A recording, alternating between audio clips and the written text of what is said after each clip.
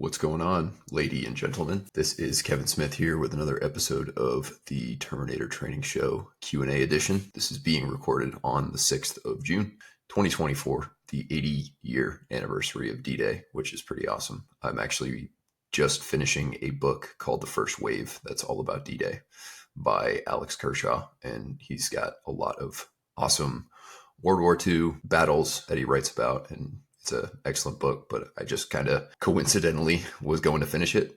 And I'm like, wow, today's D-Day's anniversary. So crazy that it was as much as 80 years ago. Really tough dudes back then, at least compared to the 18 to 22-year-old dudes these days, in my opinion, at least. The things that bother people these days are absolutely nothing compared to what might be bothering you back then as you ride in on a landing craft approaching Omaha Beach under heavy machine gun fire and shell from the Germans. So pretty crazy stuff. If you're interested in D-Day, highly recommend that book. But awesome to kind of look back and just pay some respects to back when men did men shit. So anyway, I'm going to try and get through a bunch of questions today. I got a lot of them in my Q&A. I've only been getting to, on average, probably like 12 to 15 of them per episode. So I'm going to try and shorten the answers a little bit, still provide enough context to help you guys out, but I'll try and get to a little bit more questions than I normally get to. So let's hop into it. First question, novice exercises to build leg strength for running and rucking. Yeah, so any sort of squat movement, any sort of hinge movement are going to be your main bread and butters, even as a novice.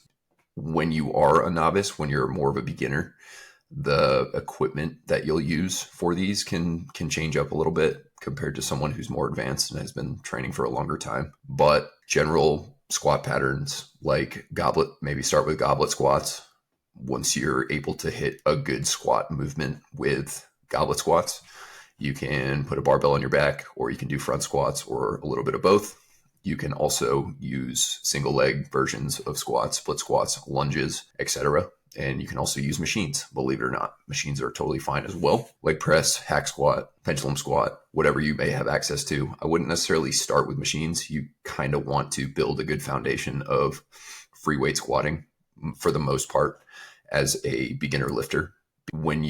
If and when you switch to machines a little bit later on, you'll have built much better mechanics than if you start with those machines and then you try and go into free weight squats later on in your lifting career. So I usually recommend starting with mostly free weight squats and then kind of graduating down the road. For hinges, barbell RDLs, dumbbell RDLs, single leg RDLs, regular deadlifts, hex bar deadlifts, kind of like a squat and a hinge combination, but they're great for full body strength. Stiff-legged deadlifts and the like. You can also throw in some hamstring curls. I would suggest doing some sort of hamstring curl, whether it's seated or lying. I like seated a little bit better, but either one is fine, just to get the bicep femoris, which is not really targeted in most of the hinge variations. And that's one of your hamstring muscles. And to fully train your entire hamstrings, you want to hit that. So a hamstring curl variation is a great idea. But other than that, once you have a baseline solid foundation of strength, getting much stronger won't help your running all that much. To be clear, if you're really weak and also not very good at running, getting stronger will help your running as well as running, of course. But past a certain point, more leg strength does not equal more running ability. So just depending on what your leg strength is kind of looking like right now and what it's looking like, after a few months of solid training, that's one thing you want to consider. Like doing super heavy squats and getting really, really strong at squats will make you stronger for sure, which is great. But past a certain point, there's diminishing returns in regards to how much it will improve your running. Rucking is a little different. Having strong legs is very important for rucking, but also they don't have to be crazy, crazy strong. You don't have to be squatting 400 pounds to be good at rucking. If you are able to squat 1.5 times your body weight for a solid few reps, and you are able to hit depth and full range of motion, etc., not necessarily saying that you have to only do barbell squats. You can do any sort of squat, but the barbell is easier to standardize. Like I don't really have standards for a leg press or a hack squat since they're all so different and very individual. Your range of motion will be different. Are you hitting your quads? Are you hitting your glutes, etc.? So the squat's just easy to standardize.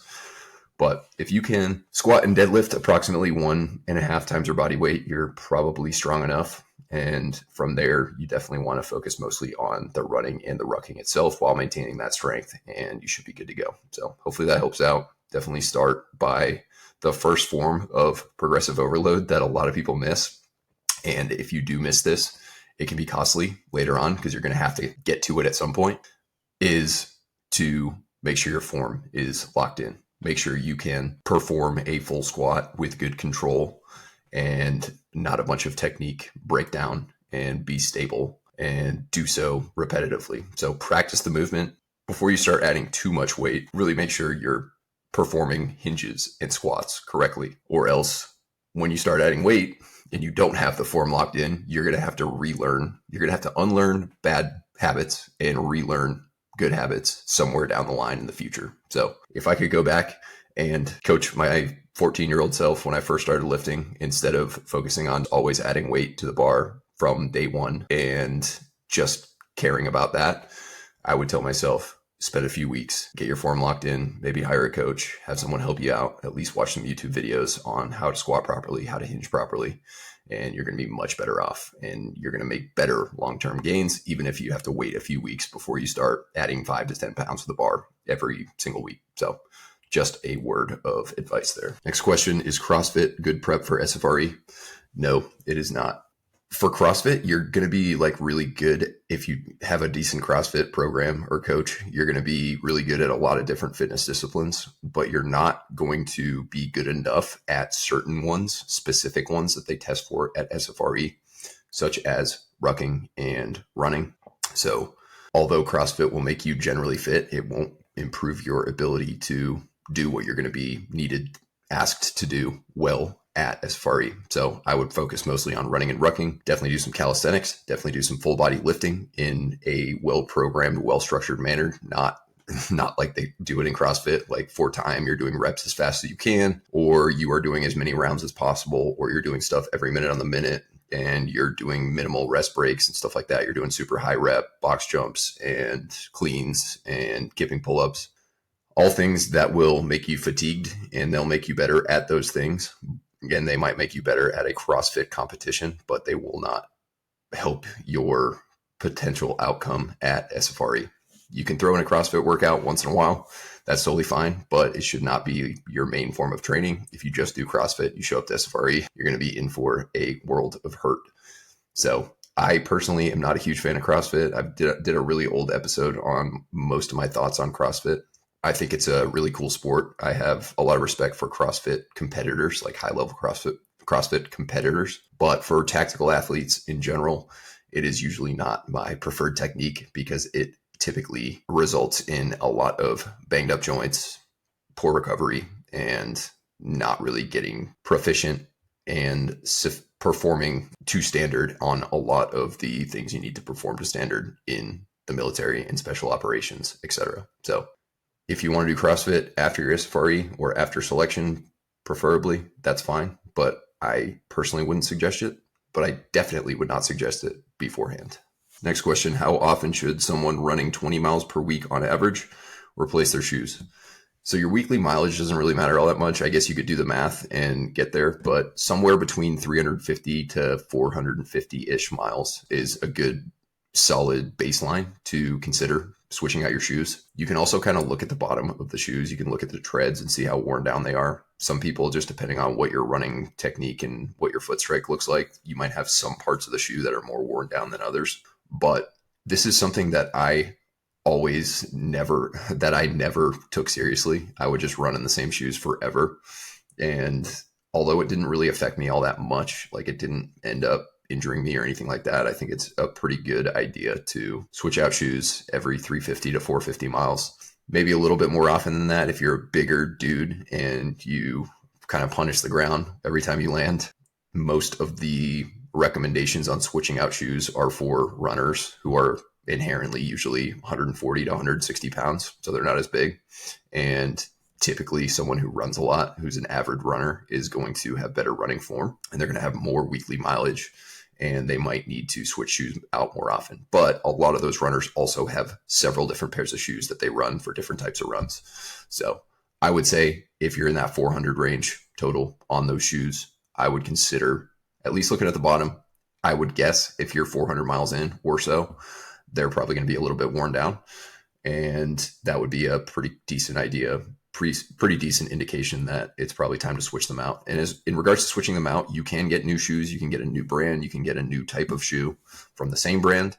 But usually what I recommend is if you find something that works really well for you, just get the same or updated version of that same shoe. You know, if you've been running in the same Brooks forever and you love them and you've never had any issues with them, but it's time to switch them out, just get the same version of the Brooks. You might get like the newer version or whatever, but I typically don't like to fix what isn't broken. You absolutely can switch to a new shoe to try it out, but if you are, and that's especially the case if you're like take running really seriously and you're not just looking to get good at running just to get tested on it. Like if you want to run recreationally or competitively, then it's totally fine to like rotate different types of shoes. But usually you're better off just sticking to the one that's been working for you and going from there. So hopefully that helps. Next question, what's the best way to keep track of workouts? Do you use an app or do you write them down? So personally, I don't track my workouts all that much anymore. I keep a running memory of, what I did last week, and I have in my mind what I'm going to do this week. But the way I train right now is quote unquote suboptimal because I have been training for a long time. I've got a lot of training experience and I don't really have any specific goals that require very, very specific and regimented training. So I kind of do a lot of my training by feel.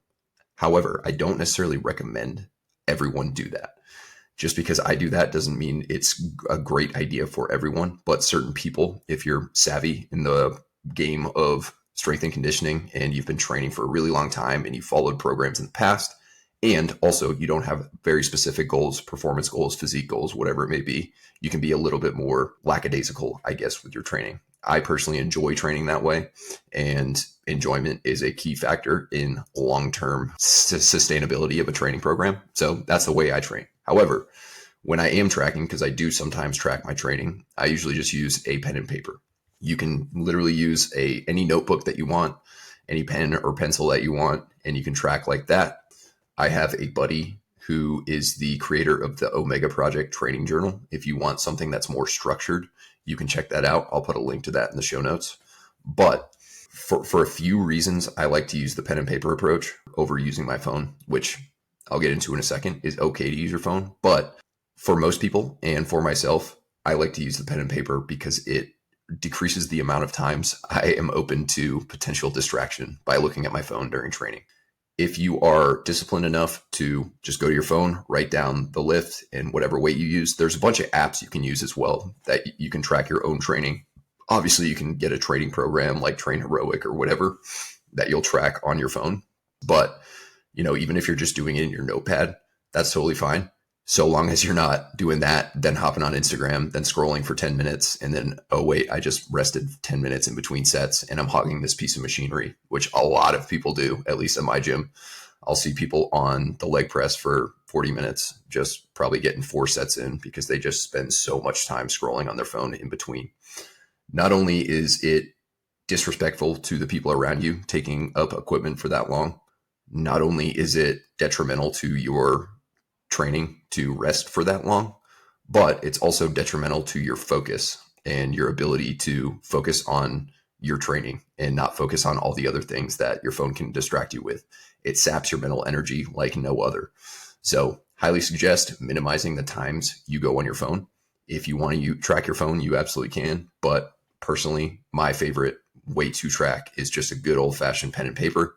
I also like it too because I've got so many training journals, old ones that I save, and I look back on them and kind of see what I was doing at certain times. Some of the stuff's pretty laughable because I used to train not very intelligently before I knew any better. And it's just kind of like nostalgic, and it's cool to check that stuff out. But I would go with pen and paper if you're super advanced and you don't track, but you don't want to like get caught by someone not tracking because it's not optimal.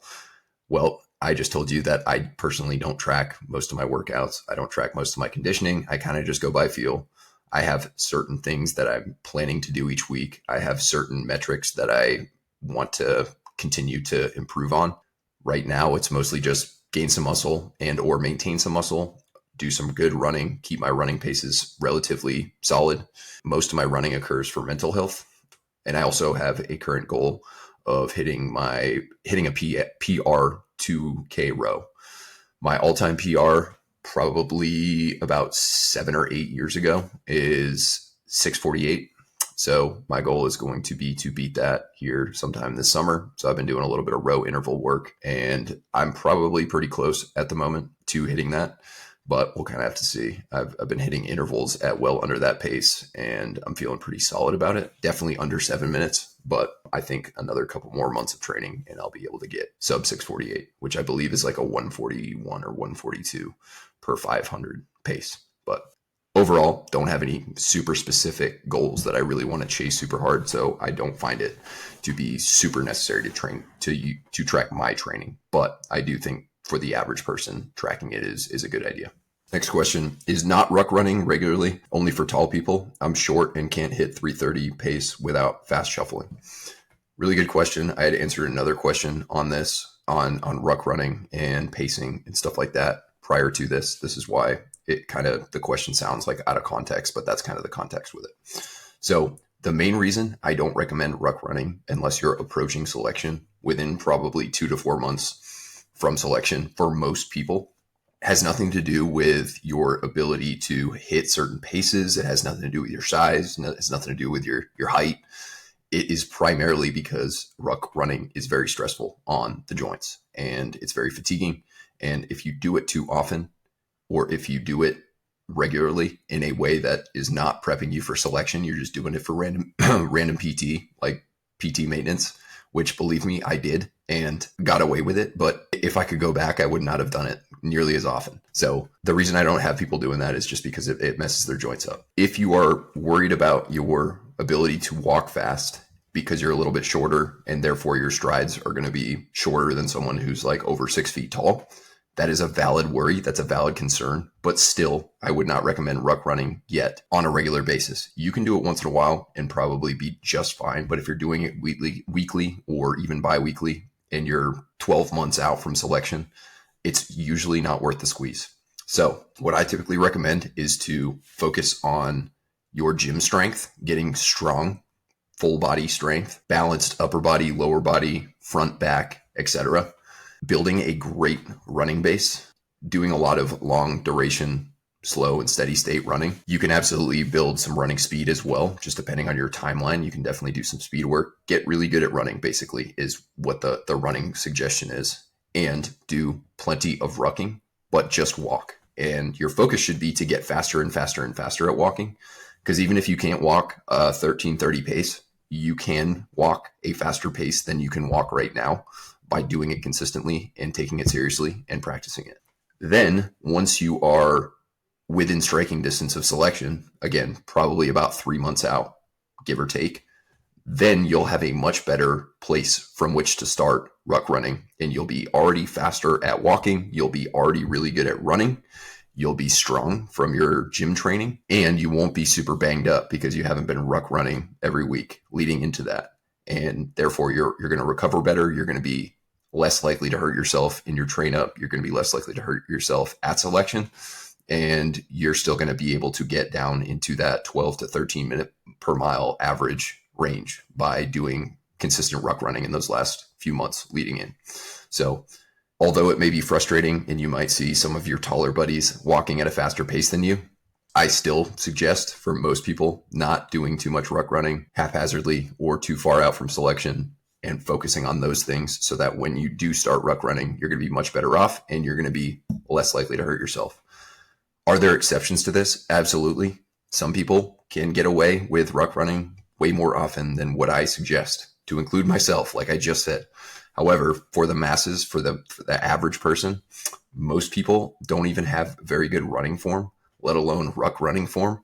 And the juice is usually just not worth the squeeze because of the potential injury risk of all the extra impact. And even if you don't get hurt, it's still just more stressful and harder to recover from than going for a run or going for a ruck and you're just sticking to walking. So that would be my suggestion, regardless of height. Don't compare yourself to other people. If you do what I just said, you will still be plenty fast by the time you hit selection. but you'll also just be more fresh and less banged up and therefore more likely to make it. Next question, how much volume of running and rucking would you recommend 6 months out from SFAS?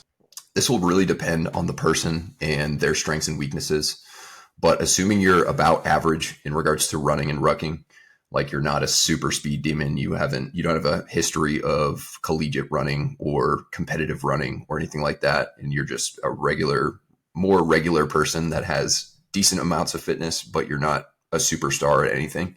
If you are in the 15 to 20 miles per week of running range and the 5 to 8 miles per week of rucking range, maybe like 1 ruck and 2 to 3 runs per week, doing some good strength training sprinkled in as well, then you're probably going to be at least maintaining a solid base from which to build on once you start your like last 3-month selection prep phase. That's a ballpark mileage. You don't necessarily have to be perfectly in that 15 to 20 running. 5 to 8 rucking, you can be a little higher than both of those. You can be some weeks a little bit lower than both of those. But so long as you're programming your running properly and you're recovering well and you're not just doing too much overall, or you're not doing not enough overall, then you should be totally fine. That's about 25-ish miles per week. Using the averages of those ranges, that's about 25 miles per week going into your selection prep. You're going to be much better off, especially if that most of that is base building. You have like a really good base. You do a little bit of speed work, so you're used to it. Once you start your selection prep, most of your running should be aimed at getting faster at middle distance running, so 2 to 6-ish miles. Being able to run fast in the 12-minute to 55, 60-minute range. That's what your bread and butter is going to be. So you don't necessarily need to keep doing a bunch of long runs during your selection prep, your last 3 months or so. Usually what I do is replace those with long rucks. That's what my SFAS program is. So short, fast runs, repeats, tempo, fartlek, and 1 heavier walking only ruck, and then 1 faster ruck looking to improve your 10 to 12 mile time over distance. That's usually a pretty solid 3 months from selection split. Again, lots of nuance, lots of different individual variances, but that is kind of what I would suggest in regards to putting yourself into a good, solid place of confidence going into your selection prep. Are hill and incline runs and rucks good for SFAS, or are the inclines not that bad? So we'll talk about each individually. Hill repeats or hill sprints. I think regardless of what you're training for, if you have interests in getting better at running, I think hill repeats should be included on a somewhat frequent basis, at least, sometimes even more. The great thing about hills is that they naturally slow you down. They also reduce the impact a little bit because your foot's landing a little bit higher than the running surface, as opposed to running on flat or even more stressful running downhill. And they'll build your strength. They're like mental gut checks, and they are easier to recover from than running downhill oftentimes, and oftentimes easier than running to recover from than running on flat, even though you might perceive them as being harder, but they are easier on your joints, and they're easier. They don't cause as much muscle damage as the other two. So I think they're a great thing to include regardless of what your running goals are. How often do you need to do them for selection prep?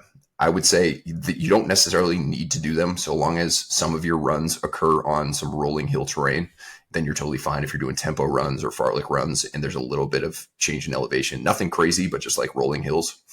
Then you don't necessarily have to do hill sprints, but you absolutely could. Maybe if you're doing repeats every week, every 3 to 4 weeks, you can sub those in with hill sprints or hill repeats. There's a slight difference between hill sprints and hill repeats. Hill sprints are more for speed and power. They're shorter duration, steeper, long rest period in between, whereas hill repeats would be more for a distance runner going anywhere from like a minute to 3-4 minutes and then kind of walking back down and going again, etc., or doing it on the treadmill. That's totally fine as well. So hill repeats, really good, not 100% necessary. You can do some rolling hill tempo work because the terrain at Camp McCall is at the most rolling hills. You're going to have some slight subtle inclines, slight subtle downhills, but you're not going to be climbing a ton of elevation. You're not going to be gaining, 1,000 feet of elevation on one run or one ruck. It's usually going to pretty much even itself out. You might have a little bit of discrepancy between downhills and uphills and flats and whatnot, but rolling hills is the best way to describe it. That is what the terrain's going to look like.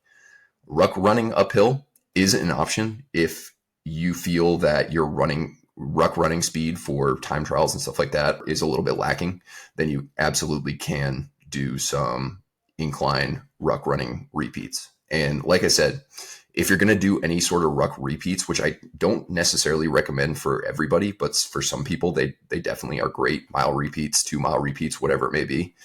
Doing it on a hill can be significantly less stressful on the joints. And if you're ruck running uphill, guess what? You're going to be pretty damn good at ruck running on flat. And you're going to be really good at ruck running downhill, which you want to minimize and be a little bit careful of how much you ruck run downhill in prep.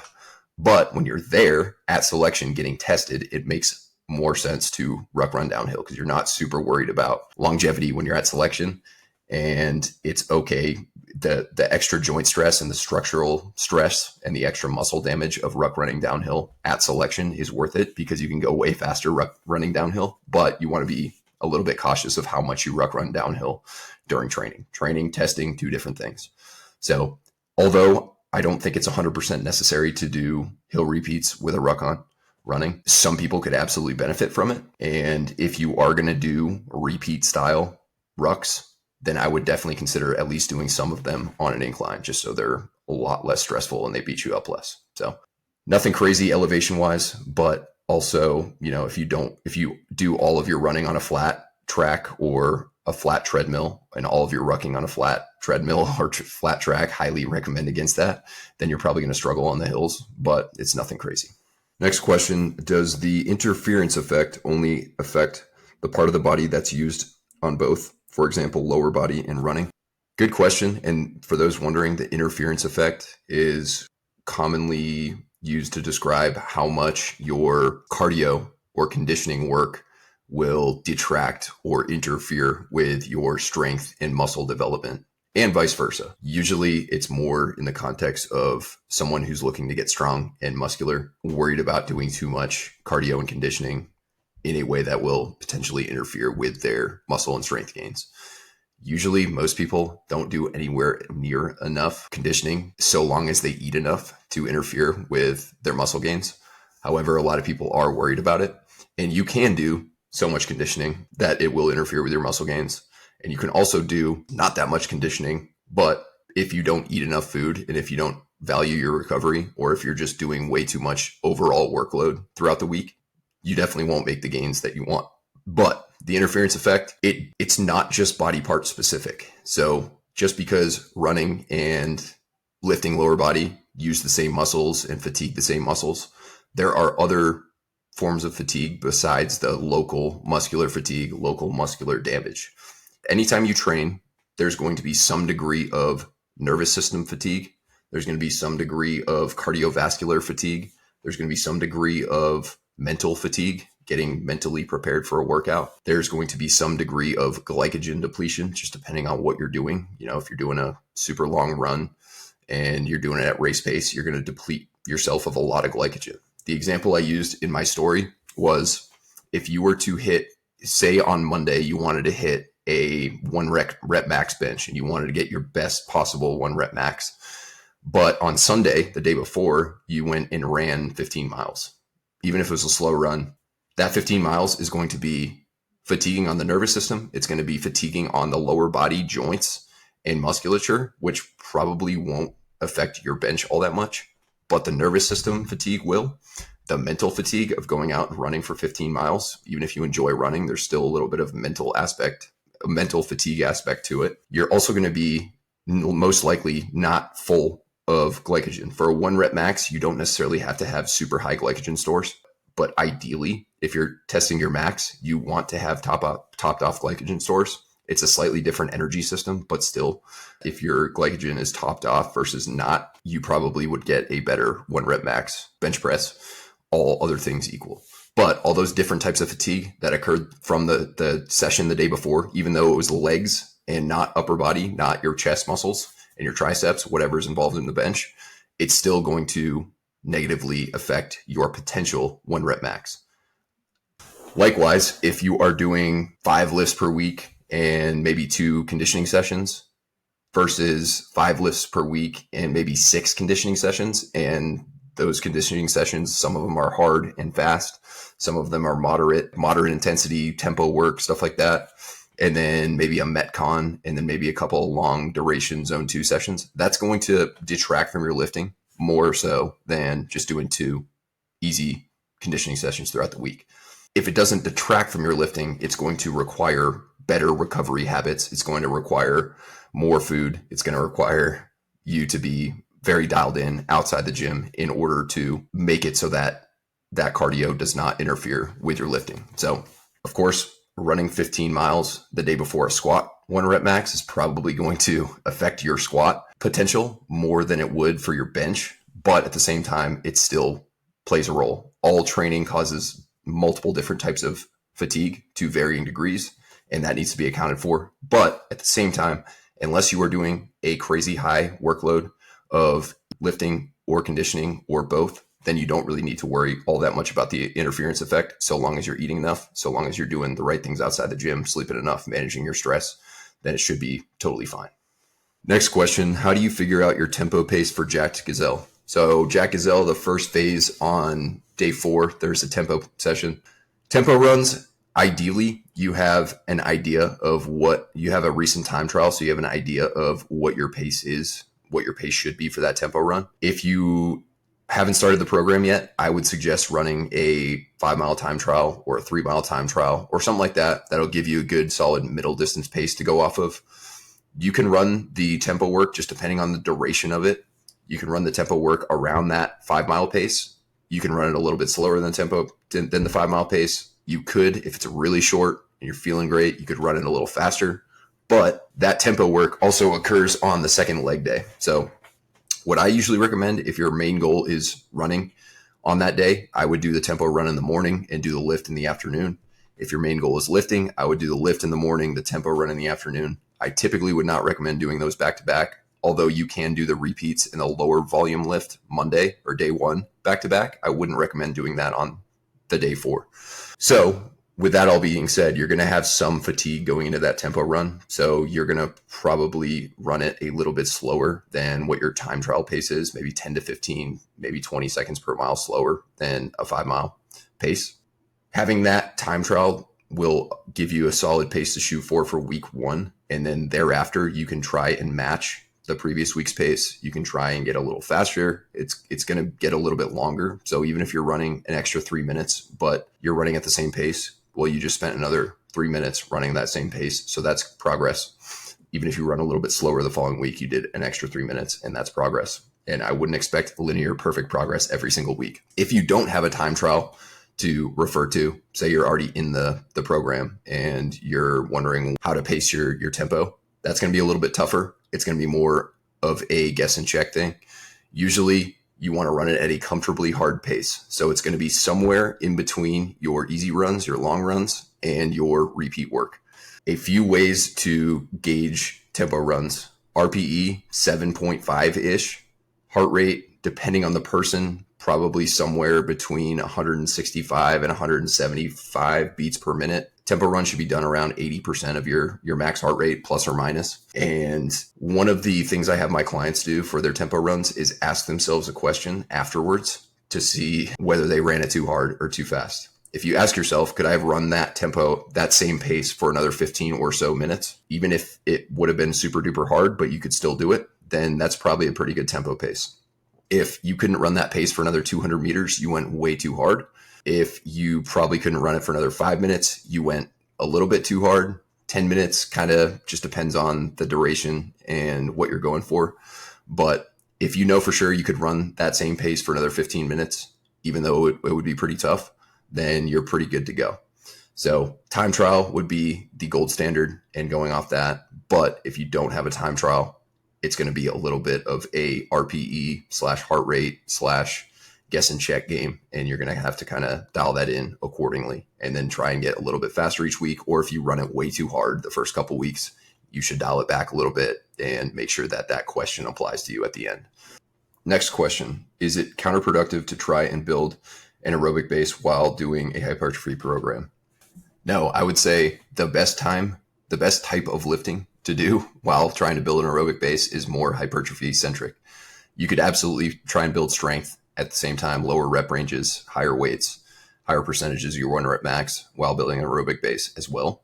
But the type of training that will least interfere with hypertrophy is going to be long, slow, easy aerobic base building training, because it is less stressful than, say, doing repeats and sprints and tempo work, fartlek work, stuff like that. So long as you're eating enough, that's the big thing you're going to have to account for, is making sure you're eating enough calories. On a hypertrophy program, if your main goal is to gain muscle, then you have to be in a calorie surplus.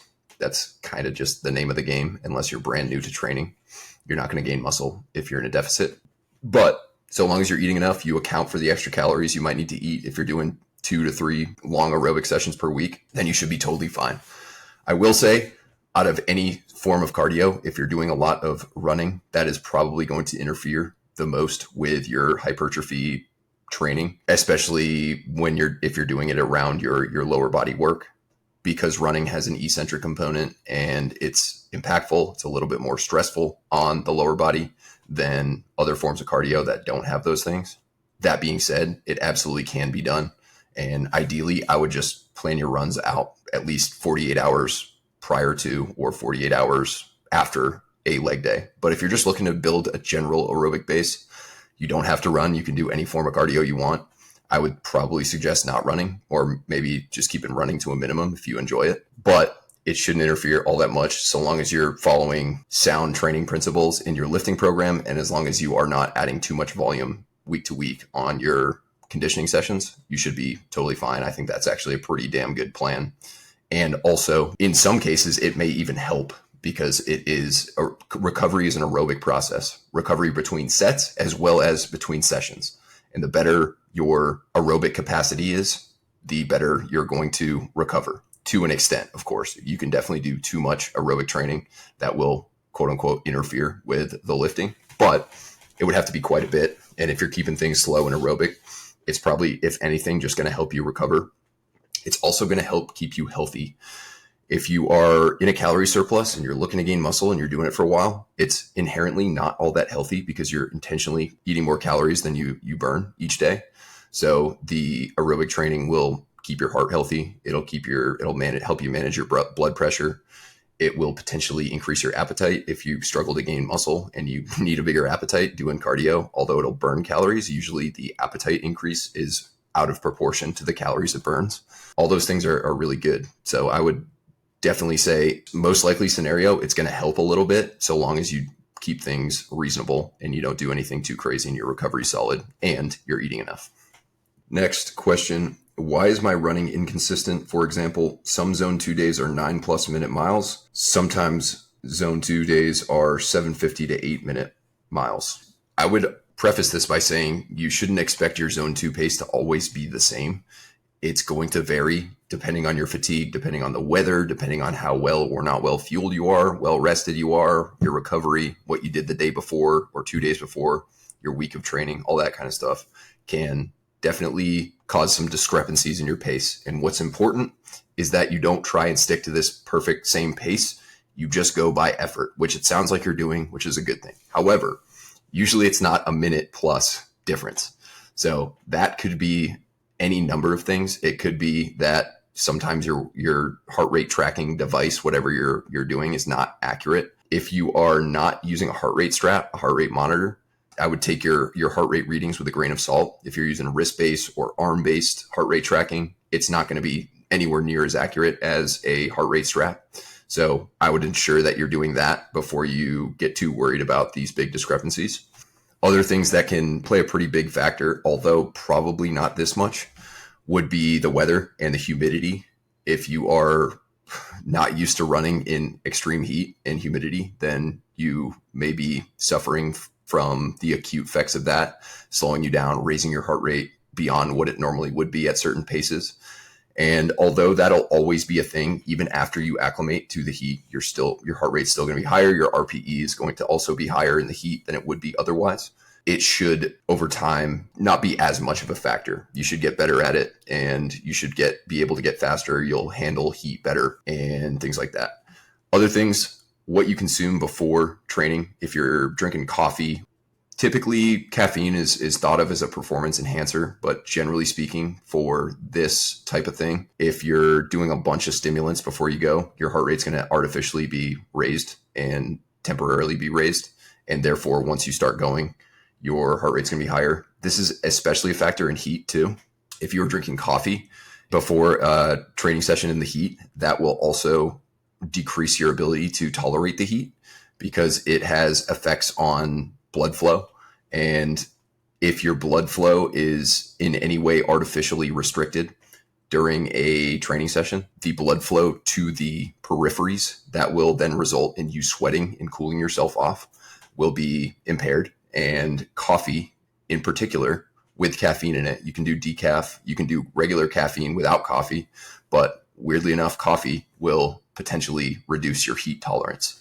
So that's a little fun fact that a lot of people don't think about, but that can also affect your performance on really any session, but especially sessions in the heat. Fatigue, extreme fatigue from previous workouts. If 1 week you do a zone 2 run and you took a rest day the day before, you fueled up, you got a really good night's sleep, you're well rested, well recovered, you're probably going to be a lot faster than, say, maybe the following week if you do a hard leg day the day prior and maybe you didn't get great sleep or you're not refueled from your leg day session. You'll probably be a little bit slower. I still wouldn't think it would be this big of a discrepancy. That's pretty uncommon. Usually 15 to 30 second discrepancies are to be expected, but not over a minute.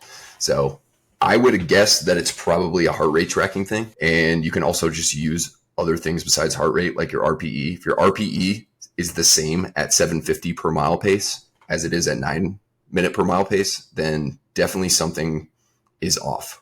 You're either training way too hard the day prior or the few days prior, and you're going in super fatigued and under recovered, or you're taking something before you train or something like that, because it shouldn't be that big of a discrepancy. But a little discrepancy, no big deal. Next question is keeping circadian rhythm consistent or the total number of hours slept more important? So while both of these things are important, think of this as a peanut butter and jelly. Which one's more important to make a peanut butter and jelly sandwich? They both have to be on there. So these are both important. However, a recent study showed that for long-term health, sleeping at consistent times may in fact be slightly better than sleeping a certain number of hours, even if you're sleeping longer, but you're sleeping at kind of more sporadic times than if you're sleeping super consistently. So for example, if you are getting 8 hours of sleep every single night, but some nights you go to bed at midnight and wake up at 8 a.m., some nights you go to bed at 10 o'clock, wake up at 6 a.m., some nights you go to bed at 2 a.m., wake up at 10 a.m., as opposed to, say, you're getting 6.5 to 7 hours a night, but you're going to bed at within the same 30 minutes every single night, you're waking up within the same 30 minutes every single morning. The main reason that I think that would be a better thing is because your sleep quality would be a lot higher than the other option.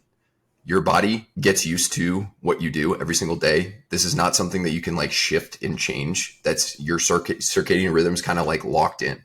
So if you're always trying to move it, the likelihood that you're going to sleep well, if you're going to bed 2 to 3 hours later one night and sleeping in 2 to 3 hours later the next day, and then maybe you try to go to bed early that night, but you basically woke up at 9 or 10 a.m. and you're trying to go to bed at 9:30. You've only been awake for a certain period of time, so you're probably not going to be able to get as much quality sleep as you would be as if you're just going to bed at the same time and waking up at the same time every single day. So although both are very important, consistency is probably a little bit more important here, because every single time you sleep, your body is used to falling into a deep sleep at the same time every single night and waking up at the same time every single day. That quality of that sleep, even if it's an hour less or 30 minutes less or whatever it may be, is probably going to be significantly higher. If you don't believe me, try going to bed at 10 o'clock one night, sleeping till 6 a.m., then go to bed at 2 a.m. the next night, sleep till 10 a.m., then try to go back and go to bed at 10 o'clock the following night and sleep till 6 a.m. The likelihood of you being able to fall asleep that third night is very low. You being able to get a solid quality night of sleep is very low. And then if you put that out on a larger scale and you do that for weeks and weeks and months, or you do it all the time, then it's very likely that your sleep quality is going to degrade quite tremendously. So sleep quality is super important. And for the best sleep quality, you want to be consistent with your sleep and wake times, not down to the exact minute, but within 30 minutes every single night that you have control over. Of course, if you have the option to go to bed or stay up and do whatever people like to do at night, watch Netflix, scroll, drink, eat, stuff like that, and you go to bed and then you wake up at the same time every single morning that you have control of, that, you know, if you're in the military or if you have certain work obligations or social obligations occasionally, that is an exception. You absolutely can. Obviously, if you're obligated to stay up late or wake up early or both, then you have to do it. But I think also social obligations occasionally are totally a fine excuse, because social relationships are very healthy and health promoting, even if they interfere with sleep for one night. But for the most part, if you can be 90% consistent, you're going to sleep way better. And that is the number one sleep tip that I have for everybody. It's also the hardest one to stick to and adhere to, but it is the most profound. Ideally, if you can get a solid 7.5 to 8 hour window where you are sleeping at the same time every night and waking up at the same time every day, that would be the perfect combination. So I would focus mostly on that. But if you had to choose one, I would say consistency. Next question, tips for restful sleep shortly after a workout. I only got 5 hours of sleep after my wrestling and I slept like garbage. Yeah, so this is really common. If you train or do any sort of higher intensity activity later in the evening too close to sleep, oftentimes people don't sleep well. So if you are doing this, ideally you would work out a little bit earlier in the day and you wouldn't really have to worry about this all that much. But if for the days that you are training later in the evening, you want to get into a parasympathetic or rest and digest or rest and relax state as quickly as possible after your training. So training is a sympathetic activity. Sympathetic, another word for that is fight or flight. When you are sympathetically driven, you can't be both. You can't be sympathetic kinda and also parasympathetic kinda. It's one or the other. Training is one of the few times per day where it's a good thing to be in a sympathetic state. It makes you more alert, makes you more energetic. Your ability to focus is better. Your strength is enhanced. Your ability to do athletic things is enhanced as well. So you want to be sympathetic while training or while wrestling, whatever you're doing. However, in order to sleep, you have to be parasympathetic. You're not going to fall asleep if you're still in a sympathetic driven state. So the quicker you get from that sympathetic or fight or flight state into a parasympathetic state or rest and digest, the better. Although it happens over time, if you just finish your workout, go home, go about your day, it happens faster and more reliably when you actually do certain things post-training to get yourself into that state. What I like to have people do is choose from a parasympathetic menu. I stole this from Andy Galpin. You choose from a menu of activities that are calming in nature, and you can choose whichever one appeals to you most. Even if you choose one that's like really good on paper, but you don't really look forward to it or you just hate doing it, then it's not really going to get the job done for you. So that's why I suggest a menu. Basically, you can either lay down on your back, do some box breathing or some diaphragmatic breathing using your nose, and do that for 5 to 10 minutes. Just kind of calm down. You can put a t-shirt over your face or you can turn the lights out, whatever it may be. The sooner after you finish your training session or your wrestling that you can start this, the better. So lie down on your back, nice calm breathing. You can go for a nice walk in nature. This is what I like to do after all my workouts, even if it's not in the evening. No phone, no distractions, also focusing on your breathing, 5 to 15 minutes or so. And that's just going to like calm you down and put you in a more relaxed state. You can do some light stretching, nothing crazy painful. You can do some light foam rolling, also nothing crazy painful. You can do some mobility work. You can hang from a pull-up bar. You can sit in a squat position. You can do some zone 1 cardio. You can hop on a bike or a rower or a treadmill. Worst case scenario, treadmill. If you have the option to do this on a treadmill or outside, do it outside. But you can hop on one of those pieces of equipment and just really easy zone 1 nose breathing, nice deep diaphragmatic breathing. You can do certain breathing techniques like box breathing where you breathe in for 4 seconds, hold for 4 seconds, out for 4 seconds, hold for 4 seconds, and just repeat that. If you're more advanced, you can do double exhale breathing, which is the same thing, except the exhale is double. So it's 8 seconds. That one's a little bit harder. You kind of have to work up to it. And then you want to eat. Although at nighttime, eating is a parasympathetic activity, but at nighttime, you also have to contend with the fact that you don't want to eat a massive meal before bed. So although you can have a light meal, a high protein meal with a little bit of carbohydrates just post workout, I wouldn't have like your massive dinner right afterwards, because that will interfere with sleep for different reasons. Eating too close to bedtime, especially if it's a big meal, will definitely decrease the quality of most people's sleep. So all those things are options to get yourself into a parasympathetic state, and they'll do it much faster. And although it potentially still could affect your sleep a little bit, and you might not feel it the first time you do it, over time, it will for sure help you calm down and get into that state. And like I said, you don't necessarily only have to do this if you're training late at night. I do a cool down after every single workout that I do. I just walk around outside, usually in the sunshine, because I work out during the day. I take my shirt off, expose my skin to the sun, relax, deep breathing, no phone, no distractions, no music, nothing like that. Just getting out of that fight or flight state into that parasympathetic state. It will improve your recovery over time when done consistently, and you will also feel better throughout the day. And then, of course, if you do it at night, it will improve your sleep. So that should help quite a bit. Give it a whirl. Let me know how it goes.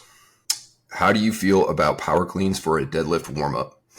Generally speaking, unless you're keeping the cleans really light, or if your main goal is to improve your power cleans, or if you're an Olympic lifter or something like that, you're using deadlifts as an accessory for cleans, I would not recommend doing cleans before deadlifts. The main reason is there's a couple of reasons. One is they're a highly technical lift, so you have to really be mentally focused if you're doing cleans properly, of course, and you're doing them for low reps, high weight, etc., which is the way cleans should be done. You're going to have to be very mentally focused on all of your reps of cleans. So that mental focus is also required for deadlifts to keep deadlifts safe. So you're kind of zapping your mental energy a little bit before you get into a deadlift. You're also using similar muscles and therefore fatiguing those muscles a little bit. You're pre-fatiguing them before going into a deadlift. There's nothing wrong with pre-fatiguing yourself for certain exercises and certain movements and certain muscle groups, but a deadlift would be an exception, in my opinion, for most people to keep injury risk at bay. You don't necessarily want to be fatigued going into that, and you will be if you do your power cleans beforehand. And this is, again, assuming the power cleans are like heavier and you're actually like pushing the weight and pushing the intensity with power cleans. So going into deadlifts, slightly mentally fatigued, slightly physically fatigued, and having already had to focus on all the little technique intricacies and the technicalities of power clean prior to deadlifts just makes the deadlifts a little bit less safe, and B, you're not going to be able to pull as much weight. You're going to be fatigued going in, so your deadlift performance won't be where you want it to be. So if your goal is to improve your deadlift, definitely don't recommend doing power cleans first.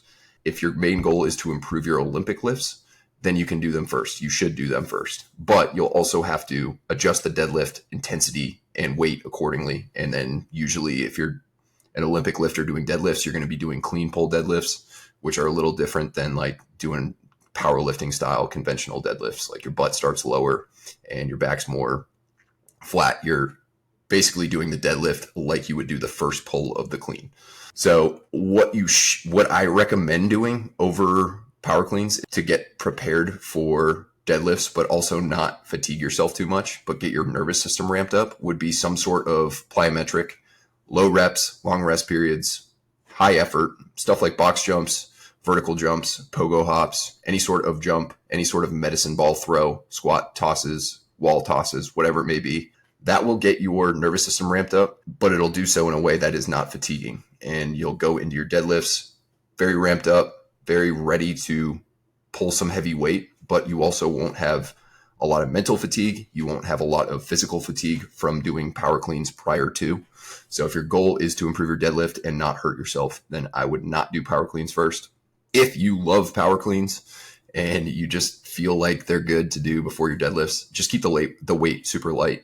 Power cleans could be a similar thing if you're focusing on lightweight, really good technique and like very, very powerful reps.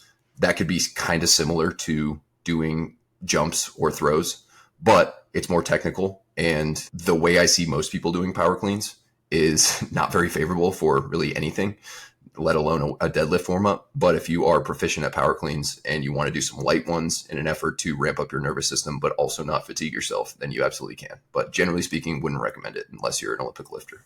Next question, advice for someone with a fast 2 mile, 12:30, but a slower 5 mile, sub 12:30, but a slower 5 mile, it's 37 to 38 minutes. Yeah. So for this person, usually the best thing that's going to make the most difference for you is going to be a couple things. A, increasing your running volume, your total weekly volume. Bump that up probably 5 to 7 miles or something like that. And you want to really focus on doing a couple different things for your speed work. One, threshold runs or tempo runs, 15 to 25, maybe 30-minute range at your 5 mile pace, a little bit slower than your 5 mile pace. That will allow you to spend more time near that pace, as opposed to what I'm guessing this person probably does is mostly shorter repeats, 400-meter repeats, 800-meter repeats maybe. And they probably do it at their 2 mile pace or faster than their 2 mile pace, so that they're getting good at the 2 mile. But once they get past that threshold and they start going longer and longer, they kind of die out a little faster. So spending more time at your threshold, spending more time doing the tempo runs, threshold runs is going to be your number one thing, along with a little bit more weekly mileage.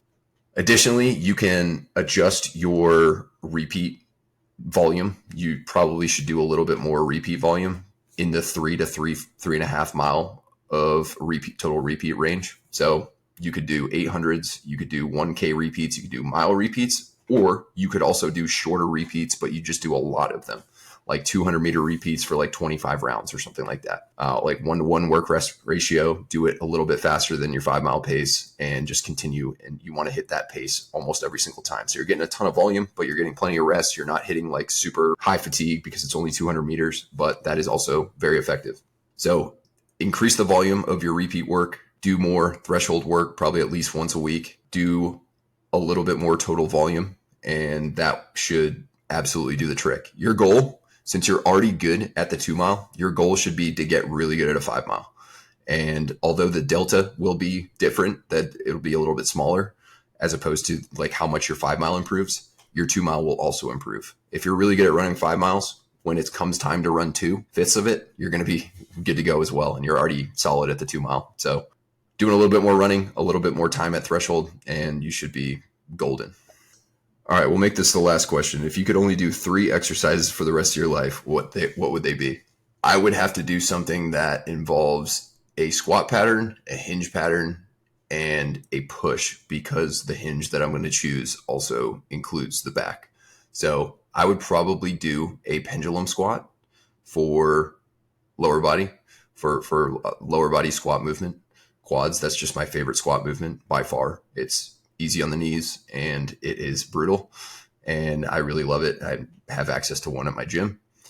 For the posterior chain, I would do RDLs with a barbell RDLs. That would work the hamstrings, the glutes, the low back, even the upper back to an extent. Not ideal. Obviously, it'd be better off to also do an upper back movement, and luckily this will never be the case. So, but it is a interesting question to make me think.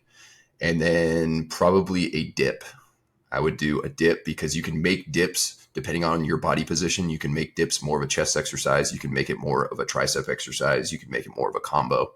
So that would take care of the front delts. It would take care of the chest. It would take care of the triceps. Not fully, not completely, but it would stimulate those muscles enough to grow. Honestly, if you did your 3 favorite exercises, 1 hinge, 1 squat, and 1 push, and added 1 more lift, probably some sort of upper back row or pull down. Even if you did that for a long period of time, you could still make pretty solid gains. You're going to reach a point where your joints are going to start hurting and you're going to get super bored with it. But as long as you have a solid hinge, a solid squat, a solid push, and a solid pull, you absolutely can make really good gains. However, since there are way more exercises than that, and since we all have hopefully access to more equipment than that, then I am glad that I'll never have to actually be in that scenario, but interesting to kind of think about and come up with. So yeah, that's it. Last question, guys. Thank you very much for listening. I'll be back soon with another episode. Until then, Terminator out.